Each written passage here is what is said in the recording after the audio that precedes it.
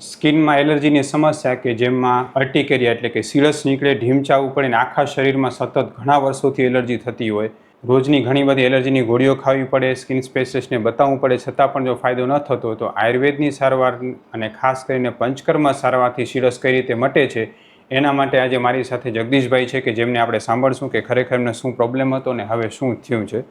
જય શ્રી કૃષ્ણ જગદીશભાઈ. જય શ્રી કૃષ્ણ. જગદીશભાઈ, તમને શું પ્રોબ્લેમ હતો? આખા શરીરમાં ઢીમચા ઉપડી જતા, રોગી જર આવે આખી રાત સુવા પણ નહીં, એમ સુતા સુતા ઉઠી જાય આપણે કે આમ જર જ આવે રોગી. અને આખા શરીરમાં કોઈ જગ્યા બાકી ન રહે? કોઈ જગ્યા બાકી નહીં, છેટ ડોકથી લઈને પગ સુધી બધી જગ્યાએ સુધી બધે. અને કેવા ઢીમચા નીકળે? એકદમ લાલ લાલ આવડા મોટા મોટા.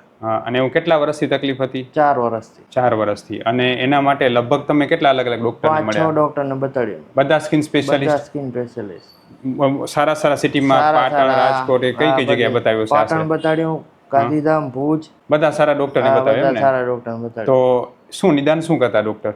એ કે બસ મટી જશે, ફંગલ છે ને ઓમ છે ને, પણ એ દવા લખી આપે, પણ મને એ બે દવા ખાવું ને એટલે પેટ એકદમ ભારી થઈ જાય ને કાંઈ પછી ફાયદો ન થાય તો મેં ખાતે રાખી. એલર્જીની ગોળી રોજ ખાવી પડતી? હા, રોજ ખાવી પડતી. એમાં સેટ્રીજીન તો રોજ ખાવી જ પડે. ખાવી જ પડે, નકર તો નીંદર ના આવે.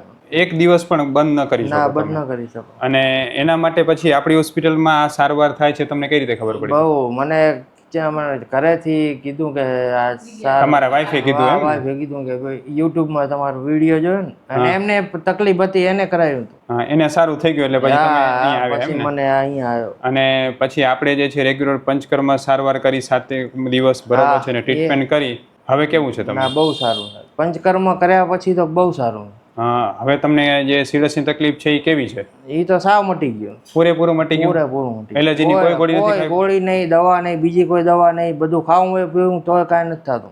પહેલા તો શું થતું? છાશ કે દહીં કે એવું કાંઈ ખાતો ને તરત જ ઉપડી આવે આખા શરીરમાં, લાલ લાલ આખા શરીરમાં ઢીમચા ઉપડી. હવે તો બધું ખાવ, કોઈ જાત બધી વસ્તુ ખાઈ શકો. તો પછી ડોક્ટર એમ કહેતા ને કે એલર્જી કોઈ દી મટે નહીં, તો તમને તો મટી ગઈ. તમારી દવાથી ઘણો ફાયદો થઈ ગયો સાહેબ. એમ ને? હા, બહુ સારું. પેલા તમને જે એલર્જીની તકલીફ થતી, અતિશય ખંજવાળ આવતી, તો આમ કેટલી તમે રહી ન શકો? ના, રહી ન શકો એવી સાહેબ.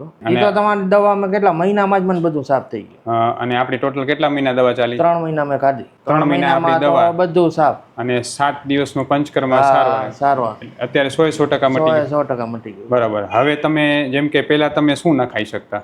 જો દહીં નહીં, છાશ નહીં, ખટાશ નહીં, કેરી નહીં. બરાબર. બહારનું કઈ? બહારનું પણ નહીં. હવે તો બહારનું બધું ખાવ. એમ બધું ખાઈ શકો છો? બધી વસ્તુ. અને લગભગ તમે આપણે અહીંયા ટ્રીટમેન્ટ માટે આવતા દર વખતે થોડો ફાયદો થતો? ફાયદો થતો ગયો સર. અને આપણે જે પંચકર્મ સારવાર કરી એમાં કેટલો ફાયદો? એમાં તો ઘણો ફાયદો થઈ ગયો. કેટલું વજન ઉતર્યું?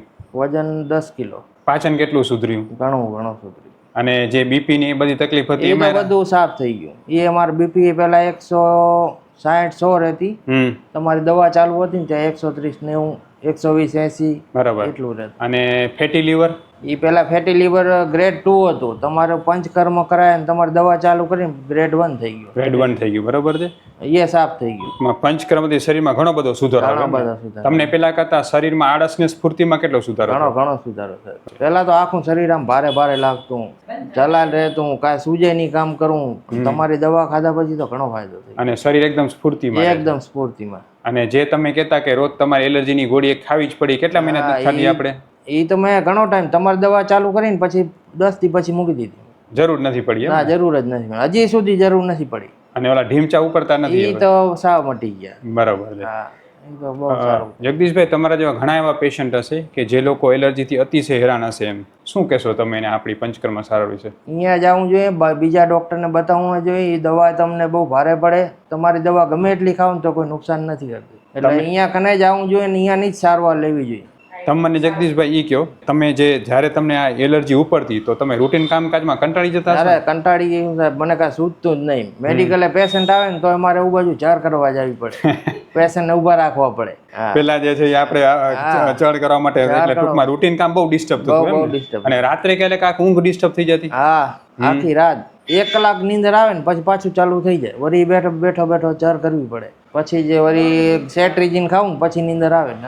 અને તમે જેમ કહેતા હતા કે ખટાશ કે કાંઈ ખાવાની તકલીફ થઈ જતી, તો લગભગ તમે ઘરમાં બધી વસ્તુમાં બહુ ધ્યાન રાખવું પડતું? બધું મૂકી જ દીધું હતું. બધું મૂકી દીધું એમ ને? હા અને હવે બધું ખાવું છું. હવે કોઈ જાતની કાંઈ તકલીફ અને અને પ્રસંગમાં તો લગભગ જવાનું જ મૂકી દીધું હશે. ઈ તો હું જાતો જ નહીં કે બહાર ના જાતો ને હા, એલર્જીને કારણે એલર્જીના કારણે કે વરી ઉપર છે ચડતો બધી જગ્યાએ ખરાબ લાગે. ખરાબ લાગે. બરોબર છે. અને એના કારણે પ્રસંગો આ મુકાઈ દેવા પડે. હા પછી જે છે એ બારે ફરવા માટે પણ જવાનું એમ કે અવોઇડ કરીએ કારણ બારે ખાવાનું થશે વરી ઉપડી જશે ઉપડી allergy. જશે. હા. તો હવે એ બધી જગ્યાએ વ્યવસ્થિત બધું કમ્પ્લીટ એકદમ કઈ કઈ કોઈ જગ્યાએ જાતની ફરી કાંઈ આવ્યા તકલીફ. હું જી અંબાજી જી આવ્યો, બેચરાજી જી આવ્યો, પણ કાંઈ કોઈ જાતની કાંઈ તકલીફ ને પેલા તો બાર ગયા તો બીક નહીં. લાગતી હા હશે ને? બીક એટલે ફૂલ બીક. બધું ખાવું બહારનું, બધું કોઈ ખાઈ લીધું પણ એમ ને? વસ્તુ હોવ, કોઈ વસ્તુ કાંઈ તકલીફ જ નથી થતી ને હવે. હા, અને પેલા તો સતત બીક રહેતી હશે ને? સતત એ મારે દવા ભેગી જ રાખવી પડે, સેટ્રીજીન ને ઈ તો. હવે ખરેખર જે છે જગદીશભાઈને જે પ્રોબ્લેમ હતો એલર્જીનો એનું સૌથી મેઇન કારણ તો એનો લોહીનો બગાડ હતો. આયુર્વેદમાં શીતપિત્ત નામનો રોગ આને કહેવાય ને, જે લોહીમાં પિત્ત અને કફ બંને વધે એને કારણે લોહીમાં બગાડ થાય ને બગાડને કારણે આ પ્રોબ્લેમ થાય. આ પ્રકારના લોહીના બગાડમાં માત્ર ને માત્ર પંચકર્મ સારવારથી જ ફાયદો થાય. જેમ જગદીશભાઈ કીધું કે પંચકર્મ સારવાર કરી પછી લોહીનો બગાડ સાવ ઓછો થઈ ગયો. એનું મુખ્ય કારણ એ છે કે પંચકર્મથી શરીરમાંથી કફ અને પિત્તને આપણે બહાર કાઢતા હોય ને એને કારણે આ ફાયદો થાય. હું ડૉક્ટર વિશાલ પંડ્યા એક MD આયુર્વેદ ડૉક્ટર છું. મેં મારો 10 વર્ષ સુધીનો MD આયુર્વેદનો અભ્યાસ જામનગરની વિશ્વ પ્રસિદ્ધ આયુર્વેદ કોલેજમાંથી કરેલો છે. 2011થી ગાંધીધામ કચ્છ ખાતે NABH માન્યતા પ્રાપ્ત પંચકર્મા આયુર્વેદ હોસ્પિટલ ચલાવું છું. અમે લોકોએ આયુર્વેદ સારવારથી હજારો દર્દીને સાજા કર્યા છે. તેના વિડીયો રિવ્યૂ અમારા આ જ ફેસબુક, ઇન્સ્ટાગ્રામ કે યુટ્યુબ ચેનલ ઉપર છે, જે જરૂર જોવા અને જાણો કે કેવા કેવા જૂના રોગો કેટલા ઝડપથી સાજા થયા છે. અમે 2 રીતે સારવાર કરતા હોઈએ છીએ.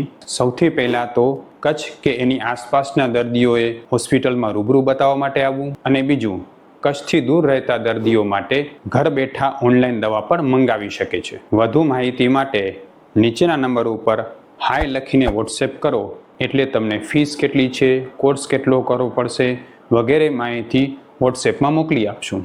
અને જગદીશભાઈ, તમે પંચકર્મ સારવાર દરમિયાન અને આ ટ્રીટમેન્ટ દરમિયાન જે તમે ગોળીઓ ખાતા એ બધી ગોળીઓ બંધ થઈ ગઈ ને? હવે આપણી દવા પણ હવે સાવ ઓછી થઈ ગઈ ને? સાવ ઓછી. બરાબર. મેં તમારી દવા છેલ્લે લઈ ગયો ને એ મહિના 15 દિન એમને જ પડી જાય. તો છેલ્લા 1 મહિના તમે દવા નથી ખાતો એ પ્રોબ્લેમ નથી ના, થયો? કોઈ જાતનો કાંઈ પ્રોબ્લેમ. બરાબર. ખૂબ ધન્યવાદ જગદીશભાઈ. ને જગદીશભાઈ, તમારો જે વિડીયો છે ને એ લોકોને આયુર્વેદમાં શ્રદ્ધા વધારશે. એના માટે આપણે ફેસબુક, ઇન્સ્ટાગ્રામ, યુટ્યુબમાં મૂકી શકીએ? હા, મૂકી શકો ને. જગદીશભાઈ, મને એક વસ્તુ કહો, લગભગ તમે જે છે આ 4 વર્ષની કે તમે સમસ્યાથી પરેશાન હતા, તમે કેટલા રિપોર્ટ કરાવ્યા હશે લોહીના? ઘણા રિપોર્ટ કરાયા છે, બધા રિપોર્ટ કરાયા. એલર્જી સિવાય કાંઈ ના આવે? એલર્જી સિવાય કાંઈ ના આવે. અને રિપોર્ટમાં દવામાં લગભગ તમે ખર્ચો કેટલો કરી નાખ્યો હશે? લાખક રૂપિયા જેવો કરી નાખ્યો. એમ ને? હા. હવે વિચાર કરો કે તમે 4 વર્ષથી પરેશાન હતા, લાખ જેવો ખર્ચો કરી નાખ્યો હશે, કેટલાય રિપોર્ટ કરાવ્યા હશે, બધું કરાવ્યું. અને ડોક્ટરોની 4-5 ડોક્ટરો મળ્યા, પાટણ, ભુજ, ગાંધીધામ, મોટા મોટા ડોક્ટરોને બધા મળ્યા, રિપોર્ટ બરાબર? કરાયા કમ્પ્લીટ. આપણી દવાથી 3 મહિનામાં જેટલો ફાયદો થયો, ક્યાંય ફાયદો ના, થયો? ક્યાંય નહીં.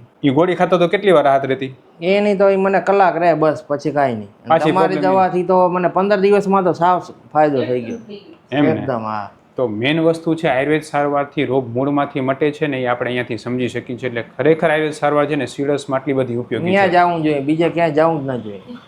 તમારી જ સલાહ લેવાય ને તમારી જ દવા લેવાય. ખૂબ ખૂબ ધન્યવાદ જગદીશભાઈ. પથરીમાં હવે આપી જ સારવાર લેશો? ના ના, બધામાં તમારી જ આવે, બીજે ક્યાં હું જાતો જ નથી. ખૂબ ખૂબ ધન્યવાદ. જય શ્રી કૃષ્ણ. જય શ્રી કૃષ્ણ.